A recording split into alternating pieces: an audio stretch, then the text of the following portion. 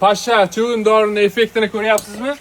Assalomu alaykum do'stlar. Mana bu dorini tavsiya chiqqanimizda ko'pchilik qayerdan olsa bo'ladi deb savol beribdi. Buni Vitaptikadan olsa bo'ladi. Do'stlar, narxi 30 mingmi, 35 ming. Pachkani ichida 25 dona bo'ladi. Buni nomini do'stlar aptikachi ham bilmaydi. Nomini bilmasang nima qilasan gapirib debdi. Buni hamma joyga xitoycha, koreyscha yozilgan. Buni nomini bekor kommentariyada yozing demadim. Kimdir odamcha deykan, kimdir boboycha, amakicha, tog'acha, xitoycha, koreyscha, yaponcha, chaponcha. Buni nomi shunday do'stlar. Plus minus tomoniga keladigan bo'lsak, minus tomoni hidi bor. Aytib o'tish kerak. Uyingizdagi mushuk, tovuq, o'rdaklar, jo'jalar yegan bo'lsa zarari bor.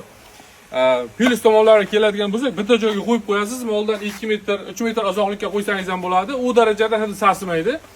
Misol uchun molxonaning ichida ham turibdi, ko'rishingiz mumkin. Atrofida 1000 ta, 2000 tagacha chuvinni qirib yuboradi bir donasi. Plus minus tomoni do'stlar yana biri hidi bor deb ko'pchilik qo'shnida chuvinlarni ham chaqirib oladi debdi. Qo'shnida chuvinlar do'stlar mol boqar, qo'y boqar odamlar biladi. Qo'shnining chuvinlari chaqirmasangiz o'zi kelaveradi nahorga kelganda. Mana shunday do'stlar, bu plus tomoni yana biri bitta joyga qo'yib qo'yasiz, chuvinni o'zi keladi, bayramga kelganda qonun to'yg'azib tinchiydi. Aytadiki, och o'ldirma, to'q o'ldirdim. Yaqqol misol shu narsaga.